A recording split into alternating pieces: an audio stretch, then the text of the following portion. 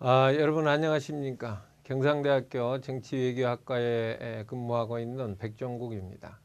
오늘 여러분들과 함께 한국 발전의 비전에 대해서 한번 생각해 보는 시간을 갖도록 하겠습니다. 이 강의는 제가 일러닝 강의로 하고 있는 한국 정치경제론, 이 13주째 요약 강의가 되겠습니다. 이 강의 이제 1주부터 12주까지 강론을 다 이렇게 검토하는데, 그 중에서 이제 9주째부터서 12주째까지가 한국 발전의 비전을 다루는 부분이었는데, 거기에 물론 자세한 것이 잘 나와 있습니다. 이건 이쪽에 일러닝 강의를 첨가하셔도 되고, 또 그렇지 않으셔도 KOCW 이게 코리안 오픈 코스웨어 쪽에 보면 제 강의가 이제 실려 있으니까 거기서 여러분들께서 자유롭게 한번 강론을 첨가하셔도 됩니다. 중요한 것은 이제 앞으로 한국의 발전이 어느 방향으로 나가야 될 것인가 하는 것에 대해서 우리가 좀 더 진지한 고려를 해야 되겠다는 것이죠. 이 13-1강 요약에서 제가 여러 차례 강조를 했지만, 한국의 발전은 군사 독재 때문이 아니고 군사 독재에도 불구하고 이루어졌다 하는 것을 우리가 각별히 유념을 해야 됩니다. 그렇지 않으면 벌써 방향이 틀어져 버리기 때문에, 잘못된 요인을 믿고 있으면 잘못된 비전을 갖게 되죠.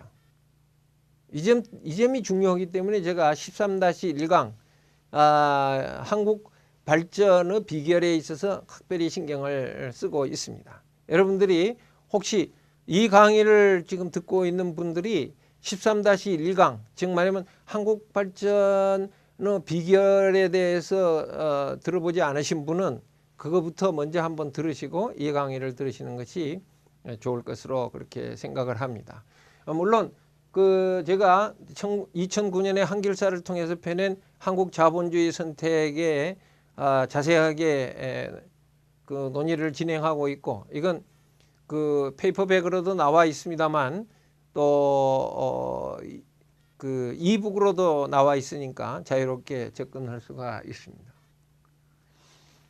지난 시간에도 정리를 했지만, 발전이란 무엇인가에 대한 정리가 좀 필요합니다. 우리가 어떠한 개념에 정의를 명료하게 하지 아니하면 굉장히 착오를 일으키는 수가 있습니다. 정의라는 게 뭐죠? 내포를 명료하게 하고 외연을 확정하는 서술입니다. 내포라는 게 뭡니까? 그 개념은 본질에 대한 서술이고, 외연이라는 게 뭐죠? 그 본질이 적용되는 범위에 관한 서술이 됩니다. 그러니까 우선 이 점에 대해서 우리가 조금 더 명료하게 해보고 갑시다. 첫째로 이제 이론적으로 보면 발전은 정치적 인간으로서 삶의 질의 향상을 추구하는 것이다, 이렇게 정의를 한번 해볼 수가 있겠습니다. 여기서 정치적 인간은 공동체적 인간을 의미하는 것이죠. 그냥 단순히 정치적 행위를 하는 인간이 아니고 공동체, 정치 공동체를 이루어서 살고 있는 그러한 동물로서의 인간을 의미하는 것이 됩니다. 개념은 소득의 증대와 자유의 증진, 이것을 발전의 주요 개념으로 한번 잡아보십시다. 그러니까 잘 먹고 잘 사는 것, 이렇게 표현하는 거예요. 우리 뭐가 좋은 거야? 잘 먹고 잘 사는 게 좋은 거지. 이게 아주 굉장히 중요하죠. 잘 먹고 잘 사는다. 그럼 소득의 증대는 경제적인 것이다고 생각을 해볼 수 있고, 자유의 증진은 정치적인 영역이다, 이렇게 우리가 생각을 해볼 수 있습니다. 이건 어떻게 정의하든 그것은 큰 문제가 아니라고 봅니다.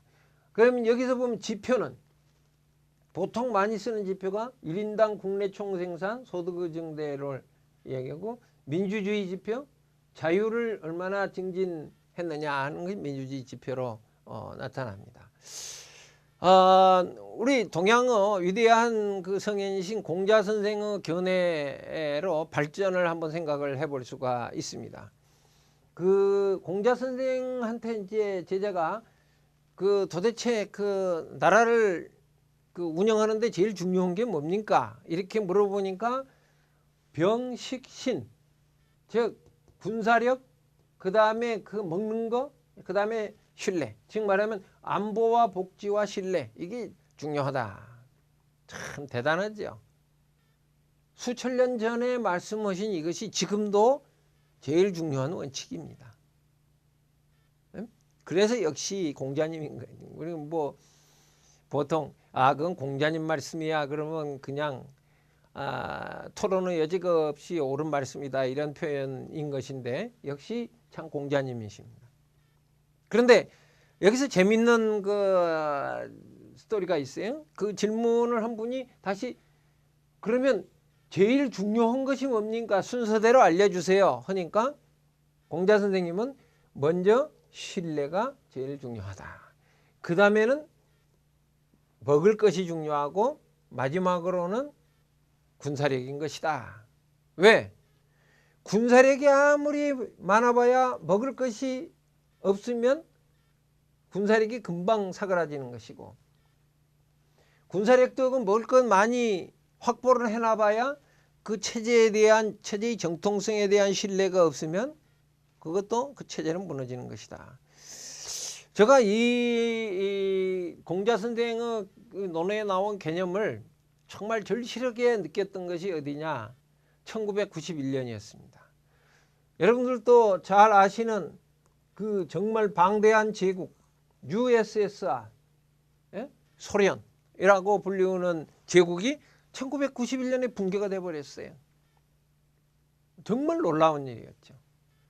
그런데 1991년 그 소련이 붕괴될 때 군사력?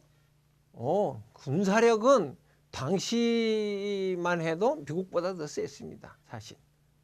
그러니까 뭐 이렇게 표현하는 건 좀 뭐긴 하지만 그 군사력을 뭐 핵무기라는 거 지표로 말하자면 핵무기 탄두수가 미국보다도 한 1000여 개 더 많았었어요. 그런데 그 많은 그 6천여 개에 이르는 핵탄두를 하나도 쓰지 못하고 그냥 이 체제는 붕괴해버리고 말았습니다. 왜? 체제에 대한 신뢰가 사라졌기 때문이죠. 물론 경제를 강조하는 분들은 그 소련 체제가 경제적인 상황을 보장을 못했기 때문이다 이렇게 말씀들 많이 하고 있습니다만 그건 이제 일면에 있어서는 맞죠. 그런데 그건 경제를 너무 과장해서 한 거고 그러면 소련보다 훨씬 못 사는 제3세계의 나라들은 어떻게 체제를 유지하고 있습니까? 그건 이상하죠. 그러니까 경제력에만 초점을 맞추면 이상한 논리가 많이 나오는 겁니다. 근본적으로 체제에 대한 신뢰, 체제의 정통성에 대한 신뢰가 그 체제를 받쳐주는 가장 중요한 요소다 하는 것을 먼저 이해를 해야 됩니다. 그러면 발전이라는 건 뭐냐? 이러한 것들이 서로 조화를 이루어서 공통적으로 성장하는 것을 의미하는 것이다. 이렇게 볼 수가 있습니다. 요 사이 보면 다시 그 뭐 북한의 그 위협을 마구 강조하면서 이 복지 정책을 후퇴하려는 그런 경향들이 있는데 아주 위험천만한 사고 방식입니다. 그야말로 국가보안법 위반으로 그 국가보안법 위반이라고 생각을 해야 될지 몰라요. 왜냐? 병력만 군사력만 아무리 많이 늘려봐야 그 국민이 그 체제의 정통성을 신뢰를 안 하면 그대로 무너지는 거니까. 이것이 지금까지 많은 역사상 많은 국가들에 있어서 공통적으로 나타나는 현상이었습니다. 그 한국 발전의 4가지 비결을 제가 설명을 이제 해 올린 적이 있었는데 그게 이제 지난 시간 그 13-1강 요약에서도 그 요약을 해 드렸습니다. 다시 한번 보면 성공적인 토지 계획과 높은 교육열 그리고 전후 미국의 패권 체제 마지막으로 적절한 발전 전략의 선택이 정말 그 한국의 지금과 같은 높은 경제 성장과 민주화를 가능하게 했던 요소들이다. 이렇게 볼 수 있습니다. 그 비결을 그때 요약하기를, 지난 시간에 요약하기를, 근본적으로 공동체적 사고가 중요했고, 여기 이 공동체적 사고를 평등한 성장으로 치환시켰던 것이 이 한국 성공의 주요한 요인이었다. 그리고 그것을 구현할 수 있는 적절한 발전 전략, 즉 수출 대체 산업화와 같은 그런 적절한 발전 전략을 잘 선택을 했었기 때문이다. 이렇게 설명을 해 올렸습니다. 그런데 여기 이제 시간이 지나면서 이 부분에 있어서 좀 논의가 필요한 상황이 되었습니다. 즉 말하자면 이 발전 전략이 어떻게 더 한 걸음 더 나갈 것이냐. 즉 말하면 이건 질적인 요소를 좀 많이 포함하고 있는데 반해서 현실적으로 우리 사회에서는 아직도 양적 발전 중심으로 생각을 하고 있다는 점이죠. 이건 사실은 굉장히 위험천만한 생각입니다. 그 소련이 붕괴했을 때 뭐 양적인 거 중심으로 생각하다 보니까 붕괴를 했거든요. 근데 한국도 지금 이제는 양적인 것 중심으로 생각하던 거에서부터 질적인 것 중심으로 지금 옮아와야 될 때인데, 그러면은 어떠한 발전 전략을 선택해야 될 것이냐 하는 것을 지금 좀 심도 있게 논의해 봐야 되는 시간이다. 이렇게 볼 수 있죠. 대표적으로 이 부분, 특히 국민 주력 기업으로서의 재벌이라는 부분이 앞으로 굉장히 그 많은 논의와 또 합의, 공동체적 합의가 있어야 되는 부분이라고 보여집니다. 한국의 발전 전략에 있어서 국민 주력 기업으로서의 재벌이 대단히 중요하다는 점을 여러 번 말씀을 드렸어요.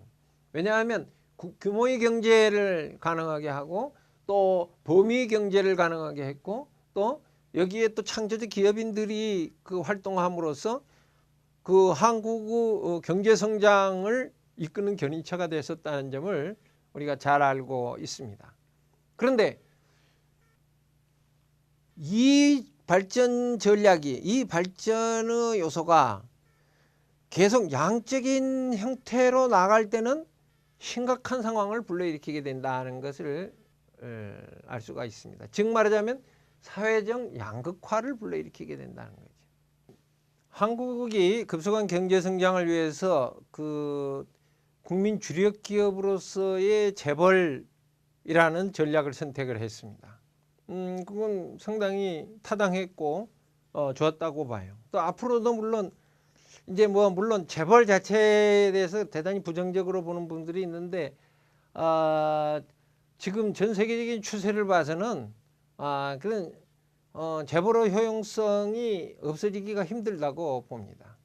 그런데 중요한 것은 그러한 발전 전략을 선택을 했을 때 거기에 나올 수 있는 부작용도 고려를 해야 된다는 거예요. 그걸 해소할 수 있는 또 다른 발전 전략이 나올 수 있어야 그 다음에는 질적인 발전으로 넘어갈 수가 있다는 점이지요.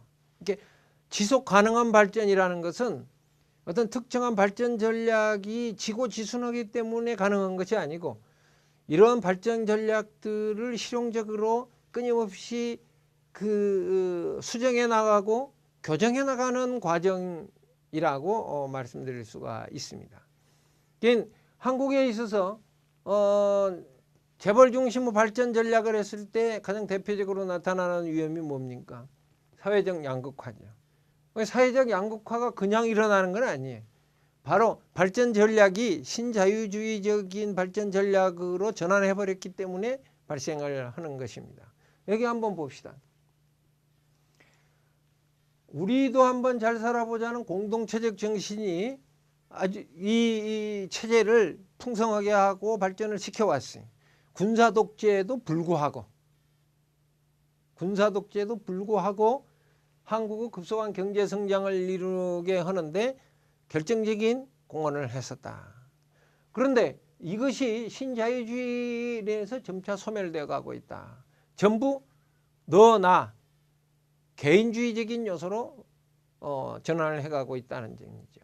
마치 개인주의가 선진적인 것처럼 선진국들의 공동체적 정신은 가급적이면 소멸시키고, 왜 이런 개인주의적인 사고방식을 가지게 되느냐? 국가에 대한 재벌 권력의 우위가 확립되기 때문이다. 그러니까 재벌을 키우는데 이 재벌이 나중에는 국가 권력보다 더 상위에 놓이게 되는 상황이 다가오게 됐다. 그 지금 우리 한국에 있어서 그 많이 쓰는 용어가 있잖아요. 삼성공화국. 삼성이 국가를 쥐고 흔들어도 아무도 말을 못해. 도리어 그 어느 저 신문에 그 백자평을 보니까 그냥 삼성을 칭송하는 말만 잔뜩 들어져 있더라고요. 이건 아주 굉장히 그 무지한 태도다, 이렇게 볼 수가 있습니다. 중요한 것은 재벌을 공동체적으로 육성했으면 재벌 자체도 공동체적인 베이스에서 질적으로 전환을 해야 된다는 점이죠. 그것을 하지 못하면은 어떻게 되느냐? 바로 천민자본주의 같은 게 등장을 하는 거죠. 소득과 권력이 양극화되고, 이러한 그 소득과 권력을 장악하고 있는 쪽에서 독점적 지대를 추구를 하게 돼 있습니다. 보면 땀 흘려 일할 필요 없이 그냥 마구 앉아 있으면 돈이 오는데 뭐 하려고 일을 합니까? 독점적 지대를 추구하게 돼 있어요. 그리고 그런 체제에서는 부정부패와 가시적 소비가 아주 횡행하게 되어 있습니다. 이게 전부 악순환이죠. 제가 1-1강에서 왜 정치경제학적인 사고를 가져야 되느냐는 것을 하면서 부정부패와 그 여성의 그 인신매매를 연결시켜서 설명을 한 적이 있습니다. 부정부패라는 건 그런 거예요. 이것이 체제 위기를 만들어냈다는 걸 여러분들이 잘 알고 있습니다. 1997년에 외환위기는 물론 뭐 아주 제일 대표적인 것이고, 또 독점 체제와 경제 위기가 순환적으로 강화된다. 그럼 독점 체제가 경제 위기를 만들어내는데 이 인과관계를 이해하지 못하고 경제 위기가 오면 더 독점을 해야 된다고 주장하는 사람들이 나타나게 된다는 거죠. 그러면 그 다음에 오는 건 뭡니까? 더 심한 경제 위기가 오는 거죠. 그러니까 뭐가 원인이고 뭐가 결과인가를 잘 이해하지 못하기 때문에 나타나는 이 무시무시한 위험이 지금 한국 사회에 아주 굉장히 그 명백하고 현존하는 위험으로 존재하고 있다는 거죠. 그렇게 되면 당연히 국가 체제에 대한 충성도도 약화되는 거죠. 대표적으로 1980년에 그 광주 민중항쟁을 중심으로 벼는 것이 있어요.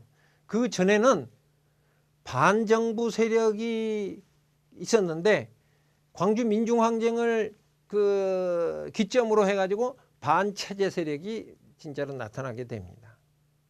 그러니까 그 전까지는 대한민국의 체제는 좋은데 정권을 잡고 있는 사람들이 나쁘다, 이렇게 생각을 했는데 반해서 광주 민중항쟁 이후에는 어떻게 됐냐면 대한민국이라는 체제 자체가 잘못되어 있기 때문이다. 이 체제는 그냥 소멸시켜야 된다고 생각하는 사람들이 나타나게 된다는 점이죠. 그래서 여러분들이 그 점을 누구 나무 탓할 거 없이 뭐 내 탓이요 하는 태도로 접근하는 것이 대단히 중요합니다. 이 사회적 양극화를 극복하지 못하면 한국은 발전의 문턱에서 다시 한번 좌절을 하게 될 것이다, 이렇게 말씀을 드릴 수가 있습니다. 1998년, 2008년 사이에 민주연합이라고 불리우는 이 체제가 있었는데, 말하자면 정당으로 보면 민주당의 김대중 대통령과 노무현 대통령 시기를 의미를 하는 거죠. 민주당과 열린우리당 시절에 그 체제를 우리가 민주연합이라고 제가 이름을 붙였는데, 이때 선택을 잘못했었다는 점이죠. 그것이 지금 정권을 높게 만들고 또 사회를 계속 문제를 불러일으키고 있어요.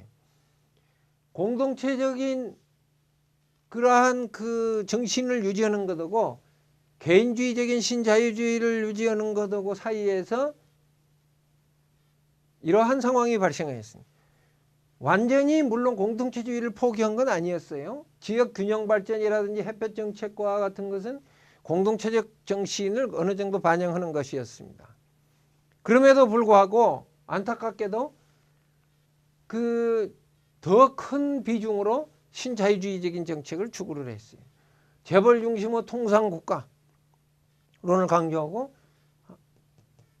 한미 자유무역협정이 대단히 그 중요한 것처럼 설명을 하고, 그래 결국은 그 재벌 중심의 체제. 그래서 심지어 그 노무현 대통령은 관료들을 저 삼성 경제연구소에 가서 연수를 시키는 그런 오류까지 범하게 됩니다. 이게 지금 우리가 보고 있는 그 오류들의 상당히 많은 부분들이 이러한 잘못된 발전 전략의 선택 때문이라는 것을 우리가 생각해 볼 수 있습니다. 그러면 두 가지 질문을 할 수가 있죠. 첫째는 한국의 경제 발전은 지속 가능한가 하는 질문이죠. 두 번째는 한국의 민주화는 지속 가능한가 하는 질문이죠. 이 두 개가 앞에 그 발전이라는 개념과 일맥상통한 걸 여러분들이 이해를 하실 겁니다. 발전이라는 게 뭐였었죠? 정치적 동물로서, 정치적 인간으로서, 호모 폴리티쿠스로서 삶의 질이 나아지는 것을 의미했었고, 그 삶의 질이 나아진다는 것이 뭐였습니까? 소득과 자유가 증대하는 것을 이야기를 했었어요. 그러면 그 소득의 증대는 경제발전이라는 말로 표현되고 자유의 증대는 민주화라는 말로 표현되는데, 이런 자유적이고 민주적인 체제를 유지를 하려고 했을 때 뭘 어떻게 해야 되느냐, 현재의 상황에서 그게 가능하냐, 이렇게 이야기를 할 수가 있습니다. 이런 도표로 보면 좀 빨리 이해를 할 수가 있을 것으로 보입니다. 신자유주의적인 발전 전략을 넘어서면 공동체적 발전 전략이라는 것으로 새로운 그 발전의 방향을 정할 수가 있습니다. 그것은 지금까지는 국제 경쟁력 강화만 주장을 했는데 비해서 앞으로는 내수시장의 육성이라는 관점을 더 포함시킴으로써 이것이 가능하다는 거죠.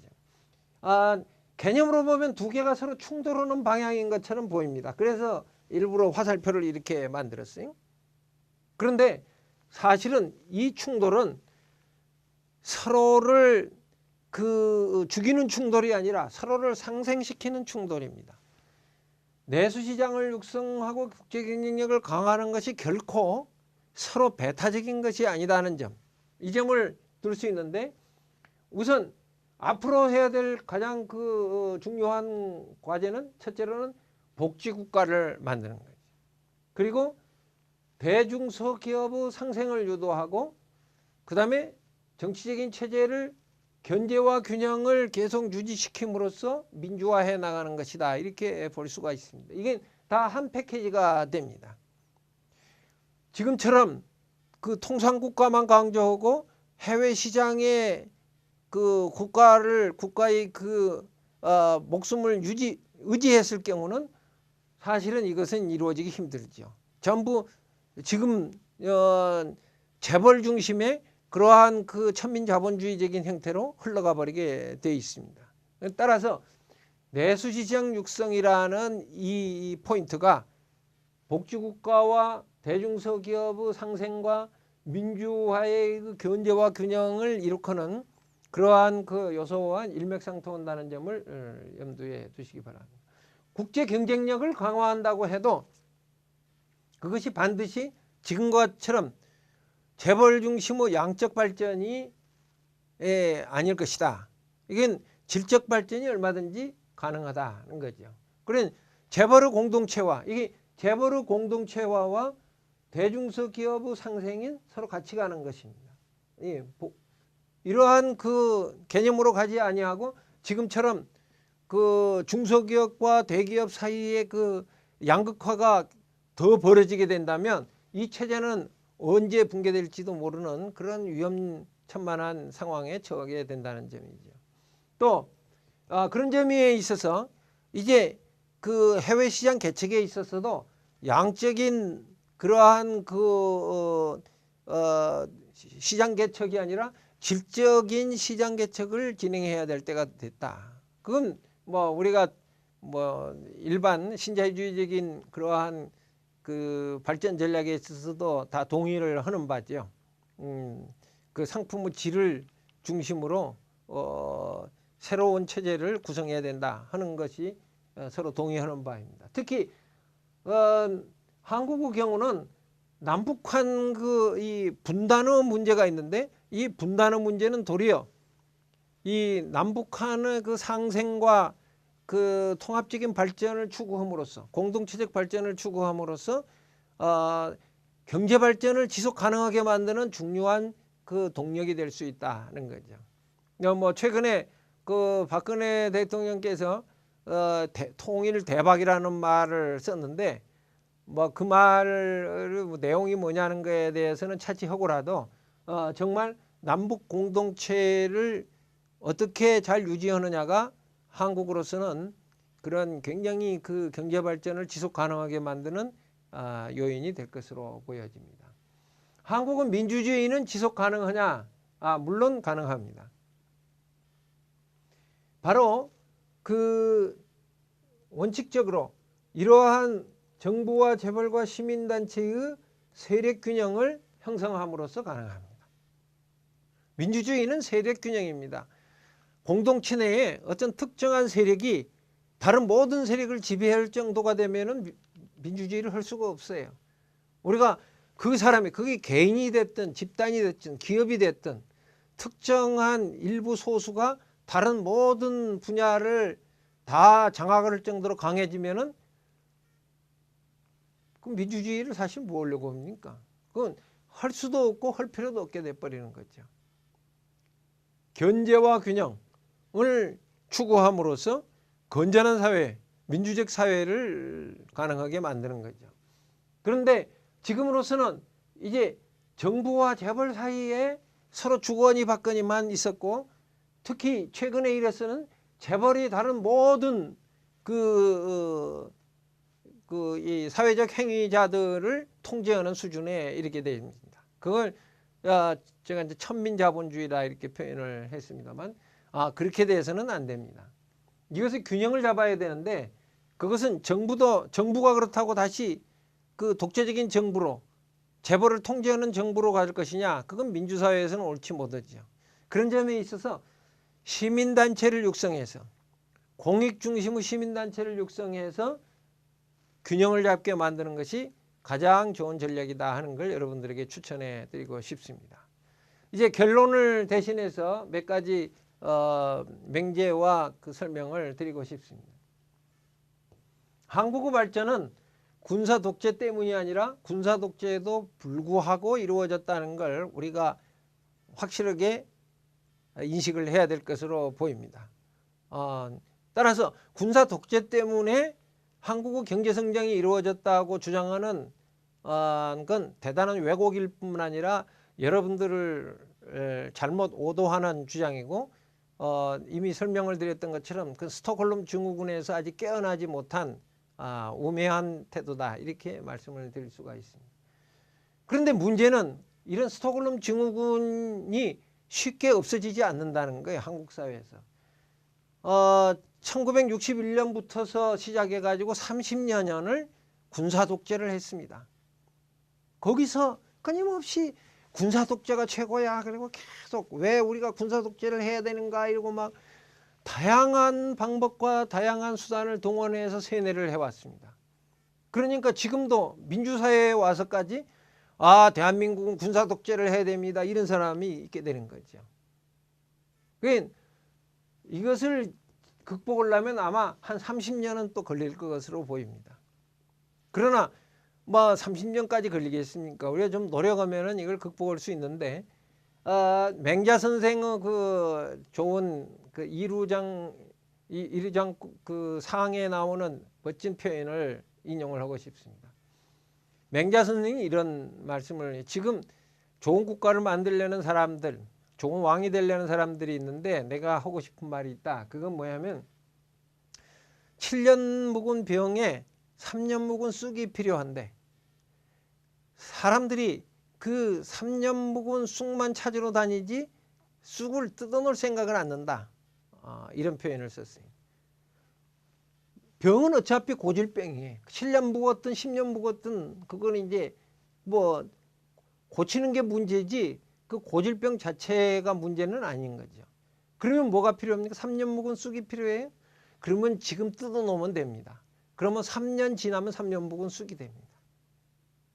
그런데 계속 3년 묵은 쑥이 없다고 개탄만 한다. 그러면 앞으로 3년이 지나서도 여전히 개탄만 하게 되는 것이죠. 제가 한국정치경제론의 이 강의를 구성했던 그 특히 일러닝 강의로 만들었던 이유가 바로 이 3년 묵은 쑥을 지금 뜯어놓는 그러한 그 목적 때문이라고 보시면 되겠습니다. 지금 비록 작은 거지만 뭐가 우리가 가졌던 오류였고 뭐가 병적인 것이었는가를 밝혀놓으면 점차 그게 아니었구나 생각을 하면서 올바른 발전 방향으로 코스를 돌릴 수 있지 않을까 하는 기대가 있기 때문에 이 강의를 여러분들에게 제공해 드리는 것입니다. 우리의 목적은 자유롭고 풍요한 삶입니다. 사실은 어떠한 수단도 이 목적을 대치를 할 수가 없어요. 만약 그게 자유경쟁 시장으로 이것이 가능하다 그러면 자유경쟁 시장으로 해보는 거예요. 그런데 그렇게 해보니까 자유경쟁 시장은 가능할지 몰라도 자유롭고 풍요한 삶은 가능하지 않다 그러면 우리가 과감하게 자유경쟁 시장을 포기할 줄 알아야 됩니다. 왜냐하면 시장의 독재를 용인하면 안 되거든요.